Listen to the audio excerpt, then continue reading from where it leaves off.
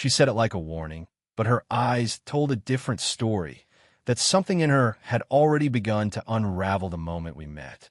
The cafe was quiet that morning, the kind of quiet that hums softly around the clink of cups and the low murmur of conversation. I was there to photograph the place for a travel magazine, chasing the way light fell through its tall windows and broke into dust-speckled gold across the tables. I didn't expect her. She was seated by the window, alone, a half-finished cup of tea beside an old paperback whose edges had softened from years of turning. A thin pencil rested in her hand, and every now and then she paused mid-sentence to underline a phrase, her lips moving slightly as if tasting the words before committing them to memory. There was something about her presence, composed but quietly alive. She didn't fidget or glance around.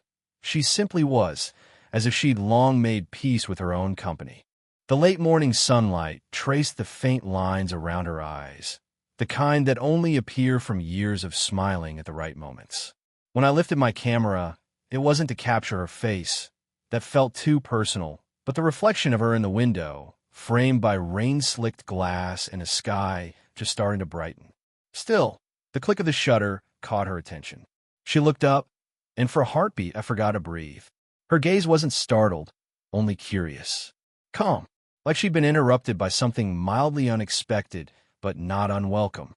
"You take pictures of strangers often?" she asked, her voice low, steady, the kind that could calm a storm or start one if she wished.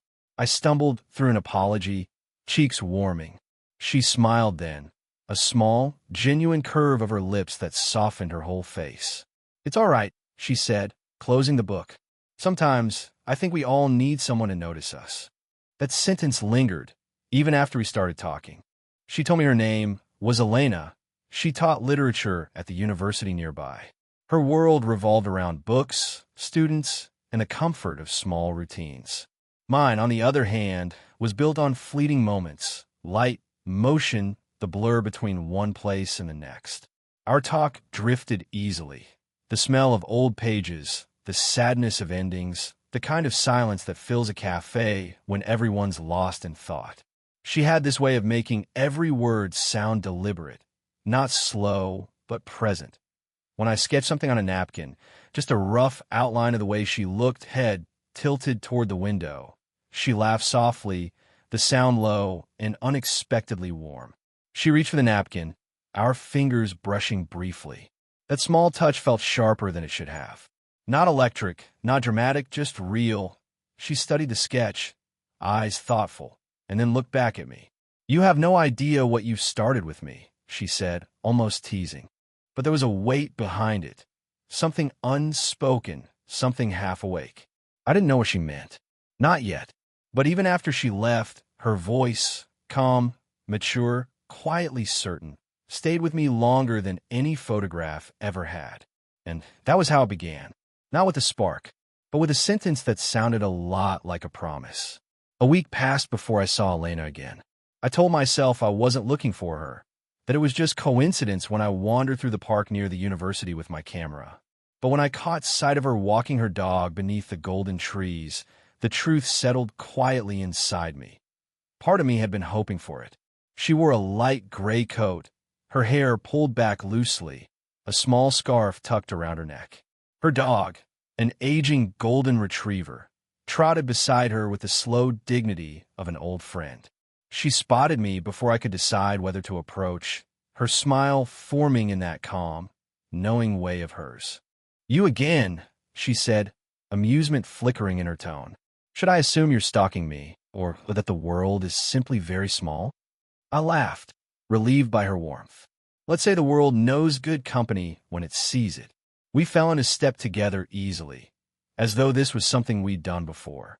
The park was washed in autumn light, leaves crunching softly beneath our shoes. Every few minutes, her dog would pause to sniff the air, and she'd slow down, letting silence stretch comfortably between us. She told me she used to paint back when time felt slower and she didn't measure her days in lectures and grading papers. Then life got louder, she said quietly, and somehow colors just stopped speaking. There was a sadness in her words, not heavy, but tender, The kind that comes from remembering what you once loved and realizing how long it's been since you let yourself miss it. You still have the eye for it, I said. The way you notice the way light touches everything. That's a painter's mind. She glanced at me then, her eyes soft but intent, studying me as though I'd said something she didn't expect. You notice things too easily, she murmured. It's disarming. Her words lingered in the cool air. We walked on, the golden retriever circling our feet like a slow, contented shadow. Later, we sat on a park bench overlooking the pond. She took off her gloves, resting them on her lap. The sunlight caught the faint shimmer of a silver ring on her finger. Simple, elegant, worn. I wondered if it had a story, but I didn't ask. Some things, I sensed, she would tell me only when she was ready. We talked about everything and nothing. Her favorite poets, my work, the strange comfort of being around someone who doesn't expect anything from you. Every time she laughed, something in my chest loosened. When she reached over to adjust my camera strap, saying it was twisted, her fingers brushed my collarbone. Just a light touch, fleeting, almost accidental. But stayed. Neither of us moved away. For a second, the world grew impossibly still. Only the whisper of wind through the leaves, only her hand near my chest, only the awareness that something gentle yet dangerous was unfolding between us. She drew her hand back first, clearing her throat, a small smile touching her lips. You really should be careful, she said softly, eyes glinting with something unspoken. You make people remember what it feels like to be seen. And that was when I realized what she called small coincidences were beginning to feel like fate taking its time. What began as chance meetings soon turned into gentle patterns, the kind you don't plan, but quietly depend on. I started noticing the small ways our worlds kept overlapping. Sometimes she'd appear at the cafe, just as I was finishing my edits. Other times, I'd find myself near the university at the same hour she liked to walk home. Neither of us admitted it, but the rhythm was mutual. She'd bring me books, always with notes scribbled in the margins, small questions or quotes she thought I'd like. I, in return, showed her the photos I'd taken that week. She'd study them with a stillness that made me nervous, then smile and say something that went straight through me. Not flattery, but understanding. You don't take pictures, she told me once. You listen with your eyes. Her words stayed with me. Our conversations became longer, deeper. We'd sit under the old elm tree in the park or at her favorite corner table in the cafe, talking until the light shifted from afternoon gold to twilight blue. She told me about the students who reminded her of her younger self, restless, hungry, unsure. I told her about the fear that comes with chasing something creative, the dread that maybe your best work is still not enough. And in those moments, age stopped feeling like a gap. It became an echo. We were both searching in our own ways for something honest to hold on to. One evening, a storm rolled in as we sat on a bench near the cafe. The sky cracked open, and we ran for shelter beneath a narrow awning. The rain came down hard, drumming on the roof above us. She laughed, really laughed, her hair damp, her cheeks flushed with the chill. We look ridiculous, she said. Maybe, I replied, but we look alive. That made her pause. The laughter faded into a quiet that wasn't uncomfortable, just charged, uncertain. The kind that hums with everything you want to say, but shouldn't. When the rain softened, she invited me to walk her home. It was a small house tucked behind a row of birch trees, warm light spilling from the windows. She brewed tea, wrapped her shawl loosely around her shoulders, and let an old jazz record play on a small turntable. The air smelled of rain and lemon balm. I remember sitting there, watching her move between the kitchen and the living room, graceful, unhurried, unaware of how the smallest gestures from her felt like art. At one point, she caught me watching. Her smile faltered just slightly, replaced by a flicker of something raw, hesitation, longing, fear. She tucked a strand of hair behind her ear, a quiet defense. You make silence feel complicated, she said softly. I wanted to tell her that she made breathing feel the same way, but I didn't. Instead, I looked at her bookshelves, the stacks of canvases turned to the wall, the life she'd built out of restraint and quiet order. And for the first time, I wondered what it would take, or what it might cost, for her to let someone disrupt that calm. We didn't touch that night, but when I left, her voice followed me out the door, low, steady, trembling at the edges. "Good night," she said. "Try not to make me miss you too quickly." I smiled to myself on the walk home, realizing she already had. It happened on an evening that began like any other, unassuming, quiet, and somehow charged with a tension I couldn't name. Elena had asked if I could help her hang a few art pieces in her home, canvases she'd painted years ago but never displayed. She said it lightly, like a favor, but I could hear the hesitation in her voice, as if inviting me and meant crossing some invisible line she wasn't sure existed until now. Her house was steeped in soft amber light when I arrived, the kind that makes everything look like memory. Jazz played low in the background, the faint scent of orange peel and old books filling the room. She wore a dark blue sweater, her hair tied up loosely, a few strands brushing her neck. She moved gracefully, but there was a restlessness in her, a quiet energy that made her seem more alive than usual. We worked side by side in easy silence, adjusting the frames until they hung straight. At one point, I reached over to steady a canvas just as she turned. My hand brushed against hers, a simple, accidental touch, but froze both of us in place. Her fingers stayed there, warm against mine, before she pulled away, stepping back like she'd caught herself on the edge of something dangerous. "You should be careful," she said softly, eyes fixed on the painting. "You don't know what you're doing." I wanted to ask what she meant, but I already knew. For a long moment, neither of us spoke. The only sound was the record's gentle crackle and the faint hum of rain against the windows. I could see her try to build distance, to retreat into reason. Her voice, when she spoke again, trembled ever so slightly. "You're young," she said, her tone careful, not condescending, protective, almost pleading. "You don't understand what this could cost me." I didn't interrupt. She took a slow breath, turning toward me with a look that held equal parts fear and longing. "People talk," she continued. "They always do. And I can't afford to be someone's mistake." The words stung, but not because they were cruel, because I could hear the pain in them. The pain of someone who's been judged before, who's learned to guard her softness. I stepped closer, not touching her, just close enough for her to hear me over the storm building outside. "Elena," I said quietly, "I didn't start anything you didn't already feel." Her eyes lifted to mine, uncertain, vulnerable, and for the first time, she didn't have an answer ready.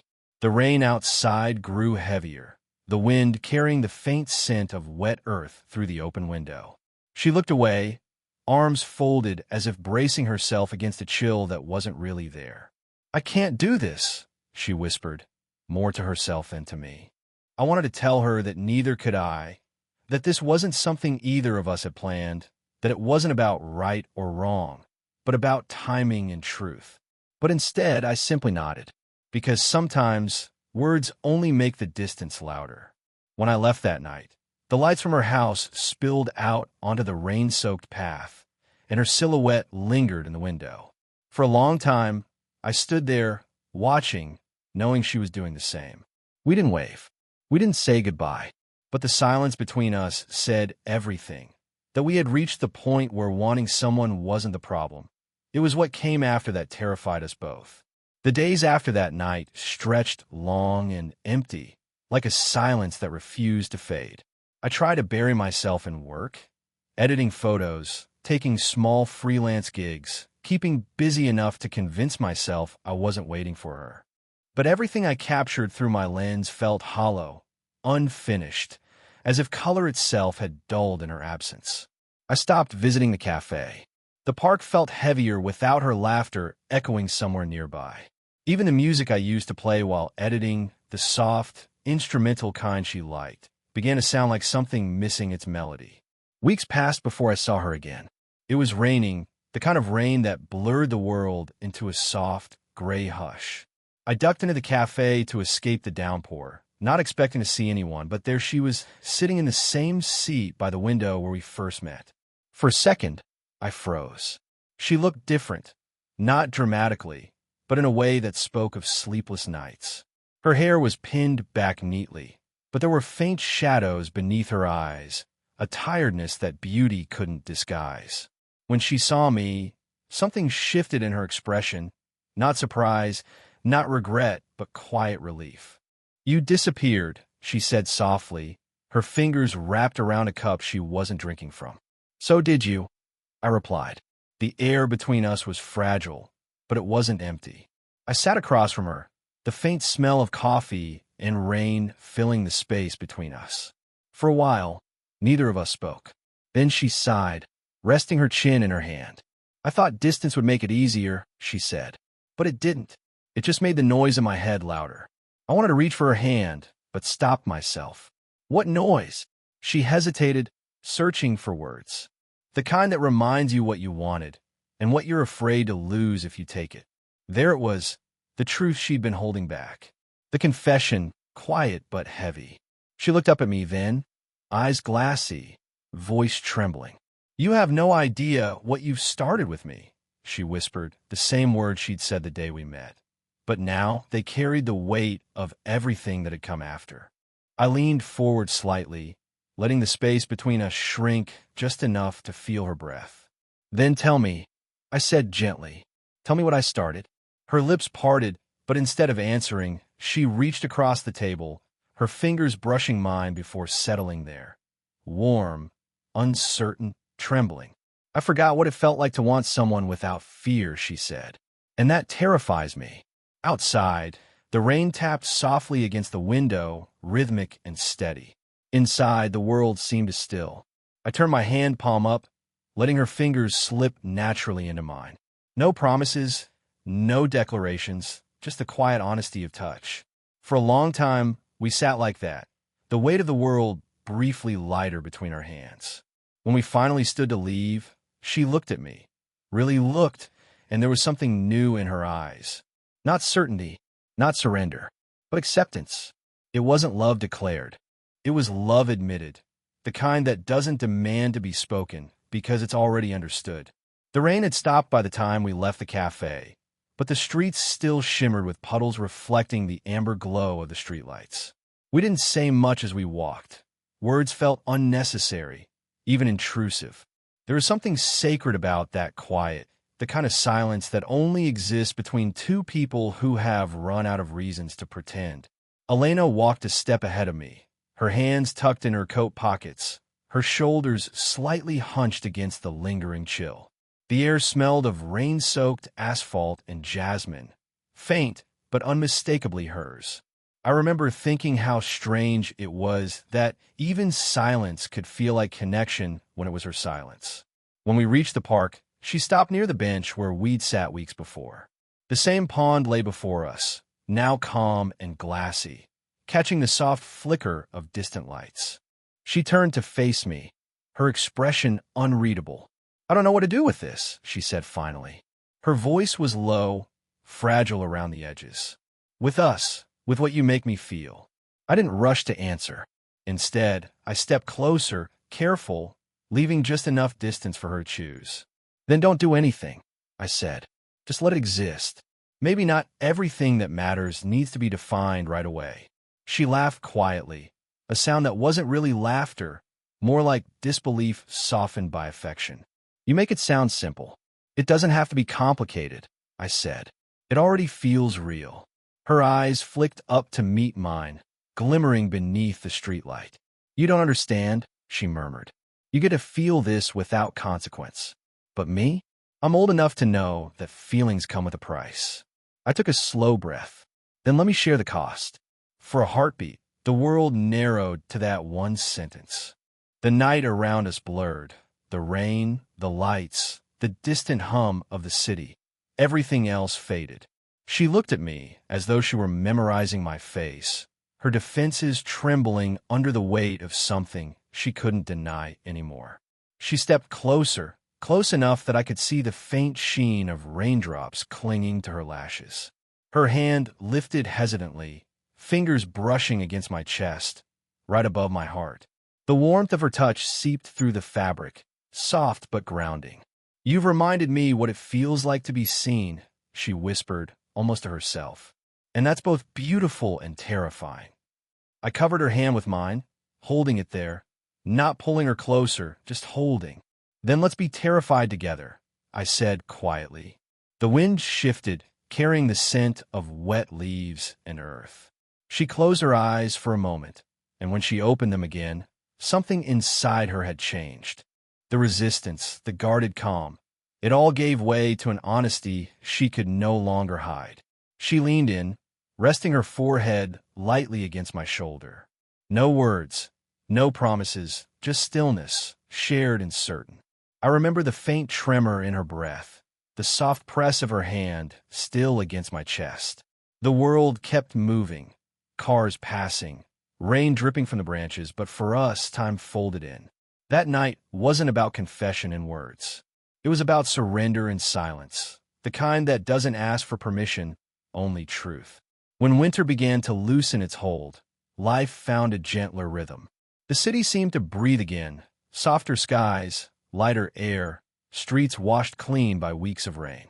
And somewhere in that quiet shift, Elena and I found our own kind of calm. We didn't label what we had. There were no declarations, no promises carved into the future. Instead, our connection settled into something steady, a quiet presence threaded through the ordinary. Some mornings, she'd send me a photo of her tea mug sitting beside a half-open book. Other times, I'd leave a print of a photograph on her doorstep, never with a note, never needing one. It was enough to know we were still somewhere in each other's days. One afternoon, she invited me to an art gallery downtown. I assumed she wanted company, someone to walk through the exhibits with, but when I arrived, I realized it wasn't just any gallery. It was hers. The space was warm and minimalist, white walls glowing under soft light. Paintings lined every side, landscapes, abstract strokes, portraits painted with the kind of emotion that doesn't shout but lingers. I recognized her work immediately. The way she captured light falling on empty chairs, open doors, reflections in glass. But it was the small canvas near the end of the room that stopped me. It was of a cafe window.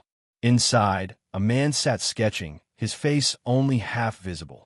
Across from him, a woman looked out toward the street, sunlight spilling across her features. The title beneath it read, "Asterisk, what you started." Asterisk when I turned, she was standing behind me. "You like it?" she asked, her voice steady but her eyes giving her away, nervous, proud, vulnerable all at once. "I love it," I said softly. "It feels honest." She smiled, the same quiet smile she'd given me months ago at that cafe, but now it carried something new, peace. "You helped me remember what this feels like," she said. "Creating, feeling, living." We stood there for a long moment, surrounded by murmurs of visitors and the faint notes of a piano track looping through the gallery.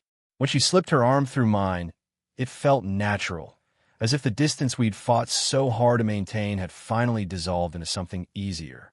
Later, as the crowd thinned, we stepped outside. The evening light stretched long and golden across the pavement.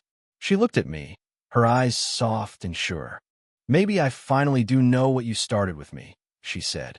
I smiled, my chest warm with quiet understanding. "And," she laughed lightly, brushing a strand of hair from her face. "And I'm glad you did." We walked side by side down the street, not needing to fill the silence. The world around us was ordinary, traffic sounds, laughter, the smell of fresh bread from a nearby bakery. But between us, everything felt subtly transformed. It wasn't a story about grand gestures or impossible love. It was about rediscovery, about two people who, against reason and time, reminded each other how to feel again. And as she slipped her hand into mine, fingers intertwining with a familiarity that needed no words, I realized that what we'd started wasn't just a connection. It was healing, quiet, complete, and enough.